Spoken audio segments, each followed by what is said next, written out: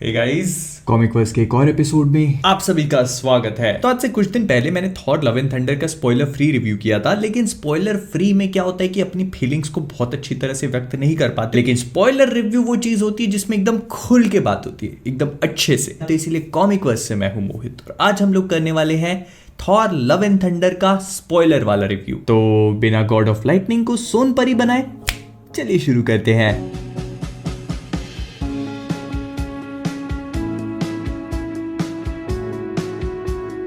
अब देखो, मैं ये बात समझता हूं कि ह्यूमर पूरी तरह से सब्जेक्टिव है। मतलब किसी को कोई चीज फनी लगती है तो दूसरे को जरूरी नहीं है कि वो चीज भी फनी लगे। लेकिन एक बैंगनी से महापुरुष ने कहा था कि हर चीज में बैलेंस होना बहुत जरूरी है। तो पर्सनली मुझे ऐसा लगा कि थॉर लव एंड थंडर अपनी कॉमेडी और दूसरे एलिमेंट्स के बीच में बैलेंस मेंटेन नहीं कर पाती। कॉमेडी वाला एलिमेंट थोड़ा सा ज्यादा है और इसी वजह से मूवी के जो दूसरे एस्पेक्ट्स हैं उनको इतना टाइम नहीं मिल पाता। फिर इसके बाद मूवी का रन टाइम कम होने की वजह से थोड़ा सा जल्दी जल्दी सब चीजें हो जाती हैं, क्योंकि स्टार्टिंग के 20 मिनट में हम बहुत सारी चीजों को एक साथ होता हुआ देख लेते हैं। एंड सिर्फ इस चीज का पर्सपेक्टिव देने के लिए मैं आपको ये बता देता हूं कि इन 20 मिनट्स में हो क्या क्या जाता है। सबसे पहले गॉर का ओरिजिन दिखाया जाता है, वो उस गॉड को मार देता है। फिर थॉर की एंट्री होती है, वो टेंपल डिस्ट्रॉय कर देता है। गार्डियंस ऑफ द गैलेक्सी के साथ उसकी पूरी केमिस्ट्री दिखा दी जाती है। उसके बाद जेन फॉस्टर की एंट्री होती है, जिसके बारे में हमें ये पता चल जाता है कि उसको कैंसर है, लेकिन वो उसका ट्रीटमेंट लेने को तैयार नहीं है। उसके बाद वो एसगार्ड पहुंचकर म्योनिर से कनेक्ट कर लेती है, क्योंकि वो उसको कॉल आउट कर रहा था। और जैसे कि सब कुछ कम था, तो इसी बीच में हमें गॉर द गॉड बुचर की जितनी भी बुचरिंग है वो भी दिखा दी जाती है, छोटे छोटे कंप्यूटर वाले पैनल्स के थ्रू। लेकिन आप एक बार अंदाजा लगा के देखो कि कितनी सारी चीजें आपने 20 मिनट के अंदर ऐसे खचाखच भर दी है, और उनमें भी आप जोक्स क्रैक कर रहे हो, जो आई हैव टू एडमिट कि उस टाइम तक भी फनी थे और मुझे हंसी आ रही थी। लेकिन हाँ, जिस मोमेंट पे थॉर ने सिर्फ के कटे हुए हाथ पर भी जोक मार दिया, मैं समझ गया कि ये पिक्चर हमें हर मोमेंट पे जोक देगी, चाहे मोमेंट कितना भी सीरियस हो जाए, जोक्स बंद नहीं होने वाले। And sadly I was not wrong. इस पूरी पिक्चर में हमारे मुंह पर जोक्स इतनी बुरी तरह से फेंक फेंक के मारे गए हैं कि एक बार को तो मैंने भी सोच लिया कि यार अपने वीडियो में सस्ते जोक्स मारना बंद कर देना चाहिए ना। लेकिन चिंता मत करो, जितनी तेजी से थॉट है उतनी तेजी से मैंने इसको निकाल भी दिया। और इससे मुझे याद आया कि जो वीडियो आप देख रहे हो, इसे देखने के आपको पैसे मिल सकते हैं, क्योंकि मेरे वीडियो का क्विज एक बार फिर से इस अमेजिंग ऐप क्विजी पे आ चुका है। जिसका मतलब ये है कि मेरी इसी वीडियो में दी हुई इंफॉर्मेशन का यूज करके आप एक क्विज खेल सकते हो, और वो भी एकदम फ्री, और कमा सकते हो 500 रुपए तक डेली। जैसे फॉर एग्जाम्पल, गॉर की तलवार का नाम क्या था? नेक्रोसॉर्ड। हर कोई जानता है, आसान था ना। इतना ही नहीं, क्विजी पे आपको मिल जाएंगे आईपीएल, रामायण, मूवीज और भी कई सारे अलग अलग जॉनर, जहां पर आप जाकर अलग अलग सवालों के जवाब दे सकते हो और पैसे कमा सकते हो। तो लिंक डिस्क्रिप्शन में है, जहां से डाउनलोड करते ही आपको मिल जाएंगे 10 रुपए अपने वॉलेट में एकदम से। तो जाके अभी डाउनलोड करो और मेरी इस वाली वीडियो का क्विज खेल। और वापस आकर अगर हम एक बार फिर से गॉड द गॉड बुचर के बारे में बात करना शुरू करें, तो देखो, मैं इस बात से बहुत अच्छी तरह एग्री करता हूं कि क्रिश्चियन बेल का गॉर द गॉड बुचर इस पूरी मूवी का सबसे बेस्ट कैरेक्टर था, और उसी ने इस पिक्चर को खींचा है जितना भी। लेकिन गॉर द गॉड बुचर होने के नाते हमें थोड़ी बहुत बुचरिंग तो दिखानी चाहिए थी ना। अब जो लोग ये सोच रहे हैं कि भाई वो PG-13 की रेटिंग और फिर ऐसे ब्रुटैलिटी को अवॉइड करने के लिए मार्वल ने सब कुछ नहीं दिखाया होगा, तो पहले सीन में आपने गोल्डन ब्लड दिखाया था। अगर आप चाहते तो वैसे ही कुछ तिकड़म भिड़ा करके दूसरे गॉड्स की स्लेइंग भी दिखा सकते थे। इसीलिए मैं हमेशा कहता हूं, काम करने की चाहत रखो, कामयाबी तो गधे का गंडासा है,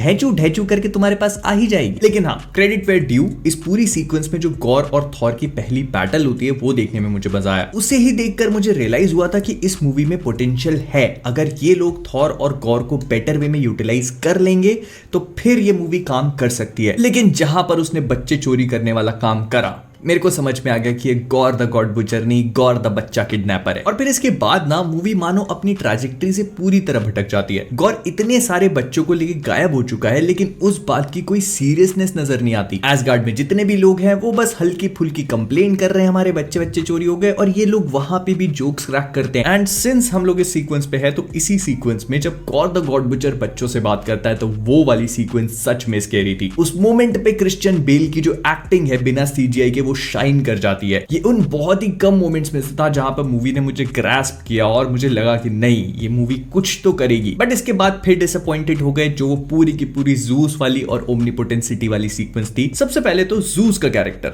who is supposed to be the god of gods, उसे एक जोक बना के रख दिया। मैं मानता हूं कि उसका एक्सेंट और उसके कुछ जोक सच में फनी थे और हंसी आ रही थी, लेकिन जब उसको सोनपरी बना के उतारा, that was the weirdest moment for me. लेकिन ऐसा नहीं है, उस मोमेंट पे भी जब जूस थॉर को God the God God butcher की कहानी और उसकी नेक्रोसॉर्ड के बारे में बताता है तो उसकी आवाज में जो टेरर होता है उससे हमें समझ में आता है कि ये विलन कितना ज्यादा खतरनाक था। लेकिन सैडली हमें फिर से कोई गॉड बुचरिंग दिखाई नहीं गई तो हमें इस बात का कभी रियलाइजेशन हो ही नहीं पाया। और देखो, मैं समझता हूं कि टाइका वाइटिटी ने यहाँ पर जोक्स के अंदर भी बहुत ज्यादा डेप्थ डालने की कोशिश करी है। जैसे जो कॉर्क का गॉड था वो रॉक का बना हुआ था और उसके आसपास सारी की सारी सिजर्स थी, तो यहाँ पर एक बहुत ही बढ़िया सा रॉक पेपर सिजर्स वाला जोक देने की कोशिश करी गई। आई अंडरस्टैंड कि आप स्मार्ट कॉमेडी कर रहे हो, लेकिन हर 2 मिनट में जरूरत नहीं थी। अब आई पर्सनली थिंक ये जो पूरी ओमनीपोटेंट सिटी वाली सीक्वेंस थी ये और भी ज्यादा बेहतरीन हो सकती थी अगर ये लोग यहाँ पे थॉर, जेन और वैल्करी की ग्रीक गॉड से फाइट होने की बजाय गॉड द गॉड बुचर को यहाँ पर टपका देते तो हम लोग एक्चुअल में कुछ धमाकेदार एक्शन और कुछ बुचरिंग देख पाते। उसका टेरर जिसके बारे में हमने इस पिक्चर में बस सुना है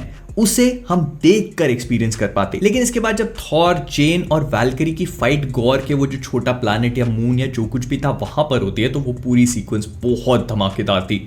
मेरे लिए वो पूरी पिक्चर की सबसे बेस्ट हाईलाइट थी और अगर उसको क्लाइमैक्स बना देते तो मैं इसमें खुश हो जाता। जब ये लोग गॉर के पास जाते हैं तो वो इनको खिलौनों के जैसे ट्रीट करता है एंड इसके बाद जो पूरी एक्शन सीक्वेंस थी वो बहुत सीरियस नोट को पकड़ लेती है। तो वो सब कुछ देखने में मुझे बहुत मजा आया एंड आई थॉट कि मूवी यहां से शायद अपनी ट्रेजेक्टरी को चेंज करेगी और हमें कुछ बहुत बेहतरीन दिखाएगी। लेकिन वो चीज कभी हो ही नहीं पाती। इन लोगों ने गॉर को इतना स्क्रीन टाइम दिया ही नहीं है कि उसके कैरेक्टर को और भी अच्छी तरह से एक्सप्लोर किया जाए। तो ऐसे में मुझे बस ये लगा कि इन लोगों ने क्रिश्चियन बेल जैसे एक बहुत ही पोटेंशियल और बेहतरीन एक्टर और गॉड द गॉड बुचर जैसे बहुत ही डेंजरस और शानदार विलन को पूरी तरह से स्पॉइल कर दिया। इसको कहते हैं एक नाक में उंगली घुसा के दोनों का सेमड़ा बाहर निकाल लेना। फिर इसके बाद मूवी में एक और डायनामिक था जो घूम रहा था, वो था थॉर का स्टॉर्म ब्रेकर और म्योनिर को ऐसे ट्रीट करना जैसे वो उसकी गर्लफ्रेंड हो। एंड आई वुड से कि ये इतना बुरा आइडिया नहीं था क्योंकि मुझे एट टाइम से काफी फनी भी लगा। और इसके बाद होने वाली क्लाइमैक्स बैटल के नाम पे जो मजाक हमें देखने को मिला है उसके बारे में तो मैं क्या ही बोलूं।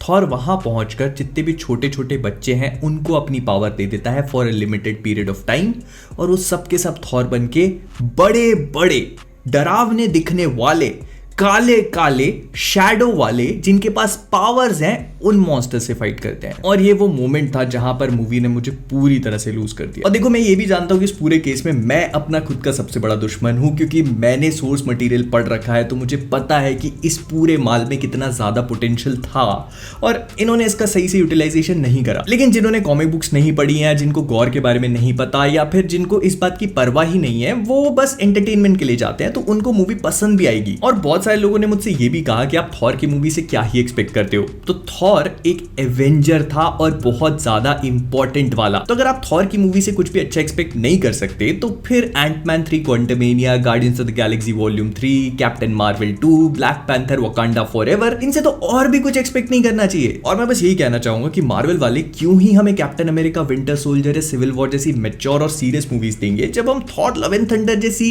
एवरेज या फिर ओके ओके मूवी में खुश हैं। तो चॉइस आपकी है कि आप क्या चीज देखकर खुश हो और क्या चीज एक्चुअली में देखना चाहते हो। तो विद दैट बीइंग सेड हम लोग इस वीडियो को यहीं पे रैप अप करेंगे। अगर आपको वीडियो पसंद आया तो लाइक कर देना, शेयर कर देना और हाँ, क्विज़ी की लिंक है डिस्क्रिप्शन में, जाके डाउनलोड करो और मेरे इसी वीडियो वाला क्विज खेल लेना। और इसके साथ ही साथ इस बात पे भी अपना ओपिनियन दे देना कि क्या ये वाला वीडियो 1 मिलियन व्यूज क्रॉस करेगा या नहीं। तो let's do quizzy and as always keep being awesome.